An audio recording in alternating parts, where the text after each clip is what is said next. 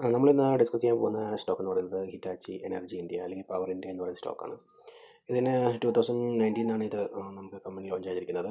ഇതിൻ്റെ 1 ഇയറിലെ മൂവ്മെൻറ്റ്സ് എന്ന് പറയുന്നത് തന്നെ നമുക്ക് 87% കിട്ടിയിരിക്കുന്നത്. അതുപോലെ തന്നെ 6 മന്ത് നോക്കുമ്പോൾ 61%, 3 മന്ത് നോക്കുമ്പോഴത്തേക്കിന് 32%, 90 തൊട്ട് വന്നിരിക്കുന്നത് 100% ഒരു അപ്സൈഡ് മൂവ്മെൻറ്റിലേക്കാണ് വന്നിരിക്കുന്നത്.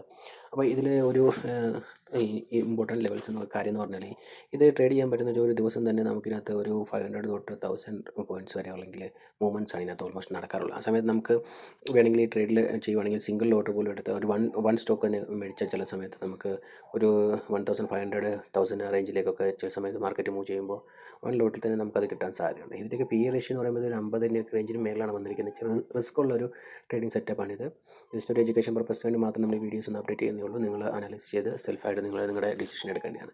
ഇതിന് ടെക്നിക്കൽ അനാലിസിസ് കൊടുത്തിരിക്കുന്നത് പറയുന്നത് ബൈ ആണ് കാണിച്ചിരിക്കുന്നത്. ഓൾ ഓവർ അതിനകത്ത് ആ ഒരു സെറ്റപ്പിലാണ് കാണിച്ചത്. ഇതിൻ്റെ പ്രൊഡക്ഷൻ മാനുഫാക്ചർ എന്ന് പറയുന്നത് ഇലക്ട്രിക്കൽ എക്യുപ്മെൻറ്റ്സ് ആണ് ഇതിനകത്ത്. നമുക്ക് മെയിനായിട്ട് ഇതിനകത്ത് എക്യുപ്മെൻറ്റ്സ് ആണ് ഇതിനകത്ത് ഇവർ മാനുഫാക്ചർ ചെയ്യുന്നത്.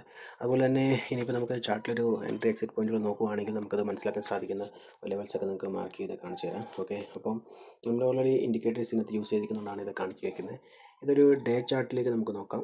പിക്കൗട്ട് ലെവലൊക്കെ കഴിഞ്ഞ് മാർക്കറ്റിൽ നിൽക്കുന്നൊരു ടൈമാണിത്. അതിന് ശേഷം മാർക്കറ്റ് ഒരു ടെസ്റ്റിംഗ് ലെവലായിട്ട് തന്നെ ആ ഒരു റെസിസ്റ്റൻസ് ലെവലിനെ സെറ്റപ്പ് ആയിട്ട് ഒരു നെഗറ്റീവ് ഫാക്ട് ആയതുകൊണ്ടാണ് ഇതിങ്ങനെ ട്രേഡ് ചെയ്യുന്നത്. ഇതിന് ശേഷം ഇത് റിവേഴ്സ് ചെയ്യുകയാണെങ്കിൽ ഒരു 2000 പോയിൻറ്റ് മേലെ 23,000 ഒക്കെ ഈ ഒരു ലെവൽസിലേക്ക് എത്തിച്ചേരാൻ സാധ്യതയുണ്ട്, ഈ ഒരു ടാർഗറ്റ് ലെവലിലേക്ക്. അതുപോലെ തന്നെ അതിൻ്റെ സ്റ്റോപ്പ് ക്ലോസ് നമ്മൾ നോക്കുകയാണെങ്കിൽ നമുക്ക് ഈ ഒരു റേഞ്ച് സ്റ്റോപ്പ് ക്ലോസ് ആയിട്ട് നമുക്ക് വെക്കാൻ പറ്റുന്നതാണ്. അതിന് 19,990 റേഞ്ചൊക്കെ നമുക്ക് സ്റ്റോപ്പ് ക്ലോസ് ആയിട്ട് വെക്കാം. എൻട്രി പോയിൻറ്റ് 20,700 ആ റേഞ്ചിലേക്ക് നെക്സ്റ്റ് ഡേയിൽ ഏതാണോ വരുന്ന പോയിൻറ്റ്സ് അതിലേക്ക് നമുക്ക് കയറാൻ സാധിക്കുന്നതാണ്. അതിനുശേഷം നോക്കുമ്പോഴത്തേക്ക് മാർക്കറ്റിൽ വലിയ വോളറ്റൈലുള്ള ഒരു മാർക്കറ്റാണ്, ഒരു സ്റ്റോക്സാണിത്. അപ്പോൾ ഹൈ റിസ്കോട് കൂടി ഇതിനകത്ത് ട്രേഡ് ചെയ്യാൻ പറ്റത്തുള്ളൂ. അപ്പോൾ നിങ്ങളുടെ സ്വന്തം സെൽഫ് അനാലിസിസ് മസ്റ്റാണ്. ഇതൊരു എഡ്യൂക്കേഷൻ പർപ്പസിന് വേണ്ടി മാത്രം ഞാനൊന്ന് അപ്ഡേറ്റ് ചെയ്യുന്നേ ഉള്ളൂ.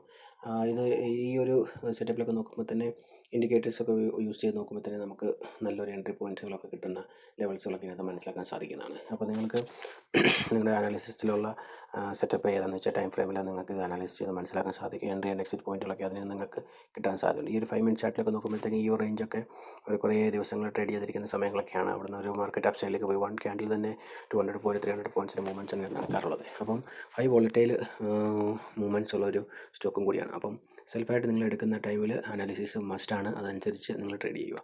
ഓക്കെ ഗൈസ്, ഇതുപോലത്തെ വീഡിയോസ് കിട്ടാൻ വേണ്ടി തീർച്ചയായിട്ടും നമ്മുടെ ചാനൽ സപ്പോർട്ട് ചെയ്യാൻ, ലൈക്ക് ചെയ്യണം.